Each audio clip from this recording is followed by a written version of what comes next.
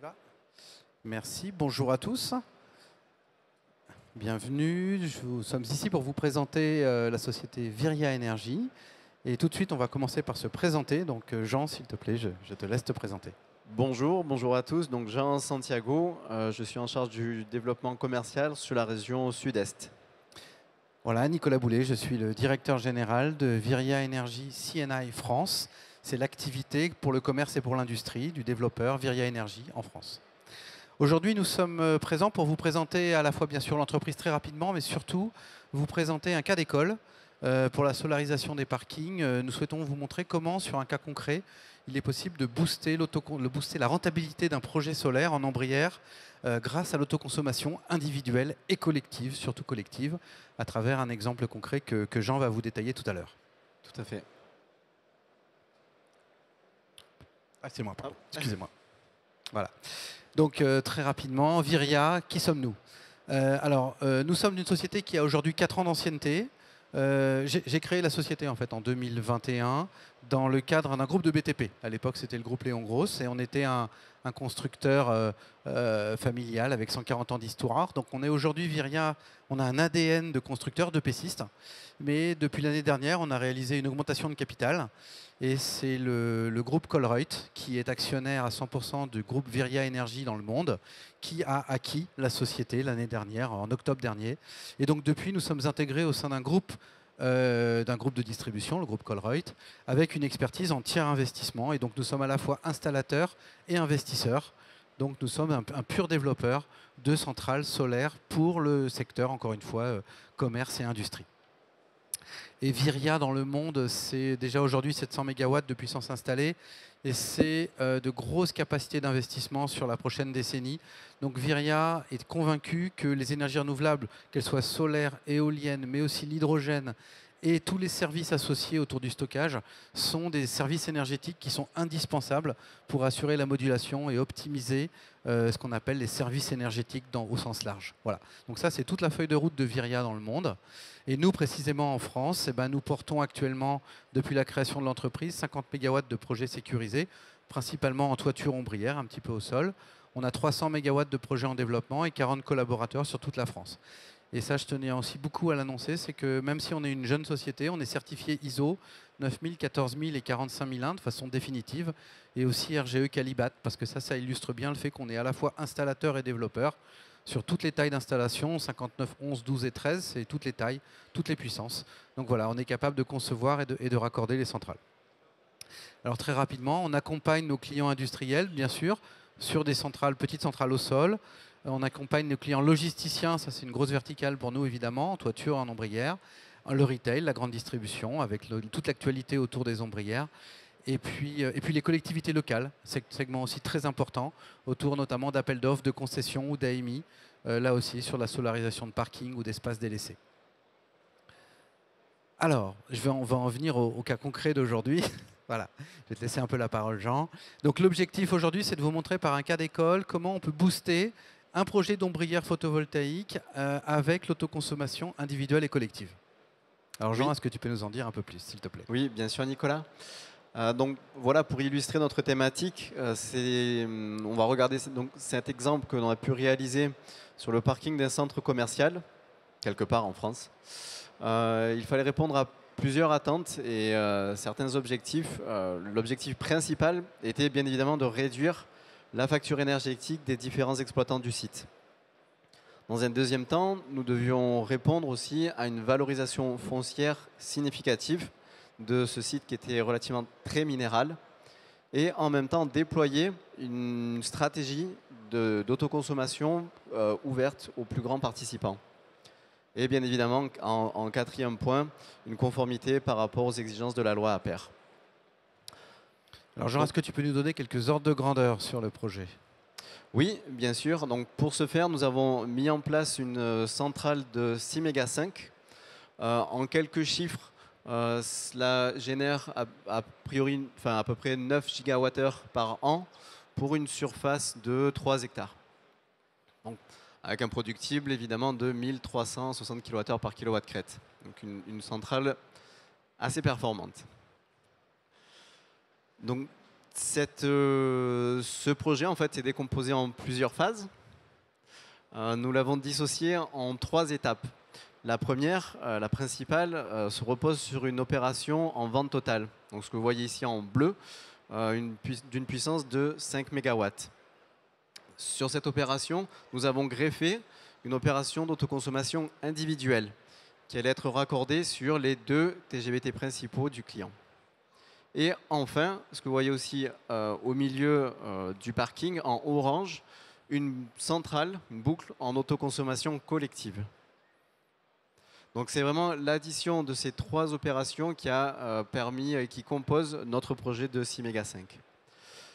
Cette opération en fait a pu répondre à un objectif qui était de la valorisation foncière, où nous avons pu mettre en œuvre ce type de structure qui va venir vraiment valoriser, moderniser, apporter une grande légèreté et déminéraliser l'ensemble de ce site en installant des ombrières papillons.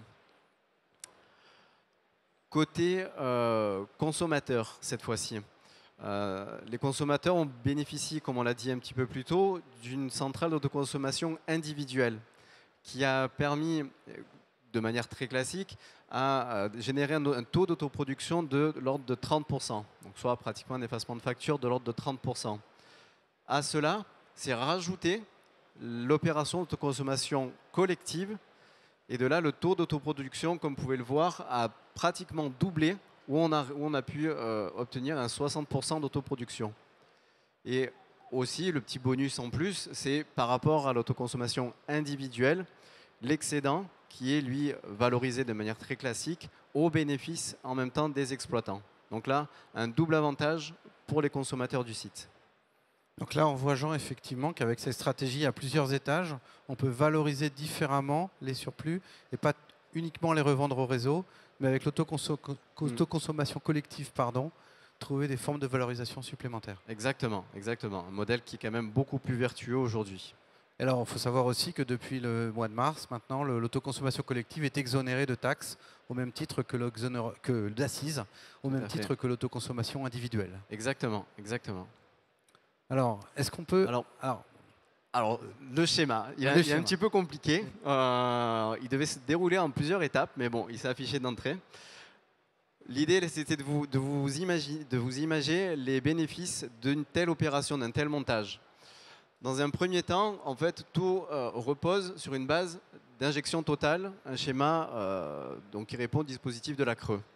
Ce schéma d'injection totale a pu permettre une valorisation foncière au bénéfice des propriétaires. Sur cette opération, nous avons greffé une opération d'autoconsommation individuelle qui, avec une sécurisation des loyers, permet de générer des revenus complémentaires, donc dans notre cas ici à plus de 13%, aux propriétaires fonciers du site. Et en même temps, va profiter aux consommateurs par une réduction de facture énergétique et comme un véritable bouclier tarifaire lié aux fluctuations de l'électricité. Donc là, on a pu obtenir une réduction de la facture énergétique du client de l'ordre de 10%.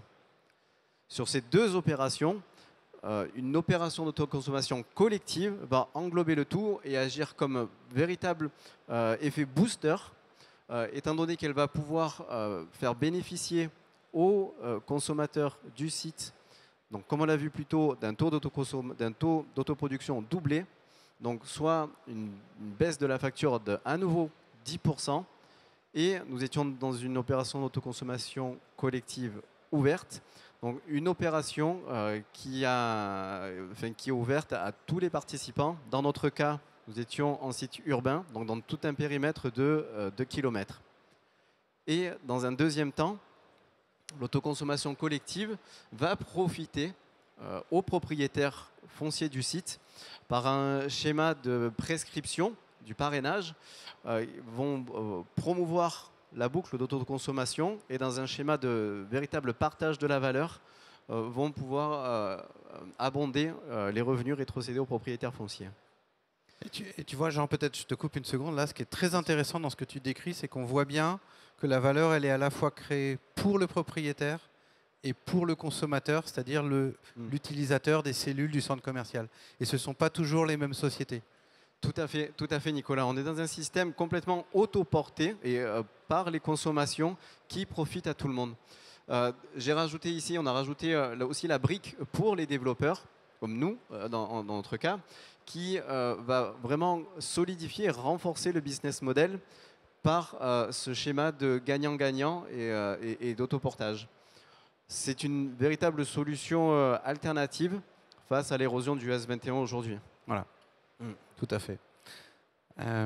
Ok, bon, ben, on vous laissera prendre le temps de nous interroger parce que voilà, ce schéma est un peu complexe, mais il a le mérite de montrer un peu le cœur du moteur et d'expliquer comment, par cette fusée à plusieurs étages, on pourrait dire, on arrive à créer de la valeur en utilisant tous les outils à notre disposition. Donc en conclusion, avec ce modèle, on a cherché à vous illustrer à la fois comment, avec Viria Energy, on est capable de doubler cette expertise à la fois énergétique, bâtimentaire en tant que constructeur et énergétique parce que concepteur de centrales. On est capable de développer, d'investir, bien sûr, dans des centrales et de partager la valeur entre les propriétaires et les exploitants. Et ça, c'est vraiment la valeur ajoutée de cette offre avec l'autoconsommation collective. Et puis, bien sûr, important aussi de savoir gérer ses travaux dans des sites occupés. Parce que là, on va partir de parking, de supermarché, mais l'activité ne s'arrête pas. Et donc, il va falloir développer tout ça en même temps que les bâtiments soient exploités. Exactement. Voilà. Donc en conclusion, voilà, avec Viria Energy, chaque nouveau challenge est pour nous une opportunité pour créer un avenir durable. Et notre motto, c'est Fit for Purpose Energy. Voilà. On vous remercie beaucoup. C'est le moment des questions. Il va nous rester quelques minutes. On vous propose aussi, si vous avez d'autres questions, si vous n'avez pas le temps de les poser maintenant, de venir nous les poser sur notre stand dans le hall 3.2, juste au fond à gauche, stand D36.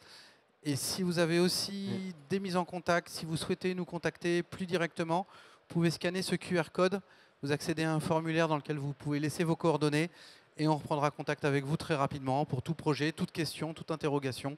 N'hésitez pas, on est à votre disposition. Voilà. On va vous laisser maintenant quelques minutes pour nous poser des questions.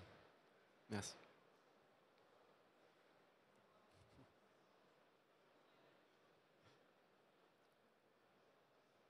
N'hésitez pas. Est-ce qu'il y a des micros qui peuvent circuler? Ah pardon, oui. Est-ce qu'il y a des questions?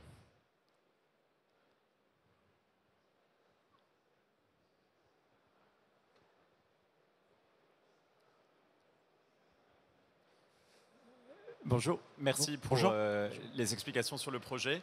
Les moins 10% au niveau des consommateurs, est-ce que ça prend en compte les effets de réduction du TURP ou est-ce que le TURP vient en supplément au niveau de la facture des consommateurs?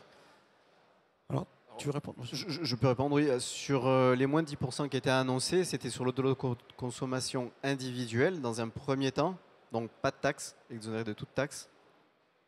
Et les moins de 10% qui se greffent, aussi, c'est aussi net. Enfin, le TURP, effectivement, est à régler. Il n'y a pas d'assises. Mais c'est des économies nettes voilà, qu'on a pu générer sur le projet. Ouais. Quand on fait nos bilans complets clients, on intègre toujours le coût global de l'énergie rendu sur le site, incluant TURP et taxes. C'est-à-dire qu'on compare vraiment, pas uniquement l'électron, mais toutes les couches de la facture, TURP et taxes comprises. Et donc c'est vrai qu'en autoconsommation, il y a des effets, on l'a dit sur les taxes, mais il y a aussi un effet bénéfique en incluant le TURP. Voilà. Est-ce qu'il y a d'autres questions?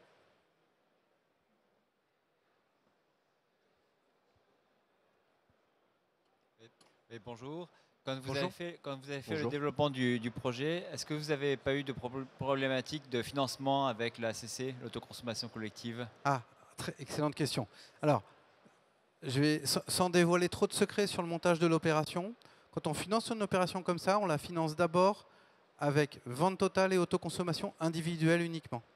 Et l'autoconsommation collective a un effet boost sur la renta du projet, mais elle n'est pas utilisée immédiatement dans le refinancement. C'est-à-dire que d'abord, nous, on préfinance les projets sur fonds propres, mais ensuite, dans le refinancement bancaire du projet, l'autoconsommation collective, elle intervient comme une augmentation de rentabilité potentielle, mais elle n'est pas de base dans le refinancement bancaire.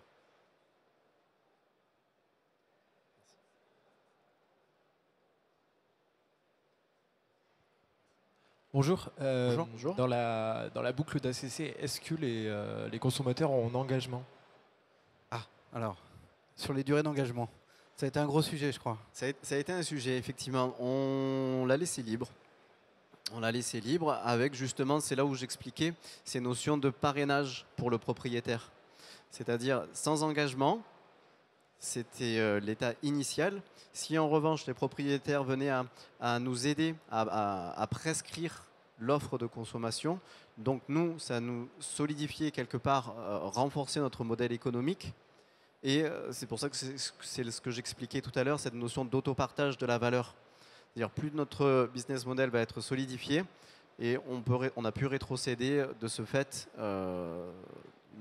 du complément de revenu aux propriétaires fonciers. C'est ça. Et on a donné les deux options au final. Et je crois qu'à une époque, on avait évoqué une option à 10 ans, je crois, à un moment donné. On a étudié les deux scénarios, tout à fait, un engagement à 5 ans et un engagement à 10 ans. Voilà. Tout à fait. Et selon les niveaux d'engagement, donc des loyers qui étaient variables. Ok. Bon. Écoutez, s'il n'y a pas d'autres questions, écoutez, on va vous remercier une dernière fois. Et merci pour votre attention. Et on vous dit à très bientôt sur notre stand. Et rejoignez-nous. N'hésitez pas à nous rejoindre en ligne aussi en scannant le QR code. Merci beaucoup.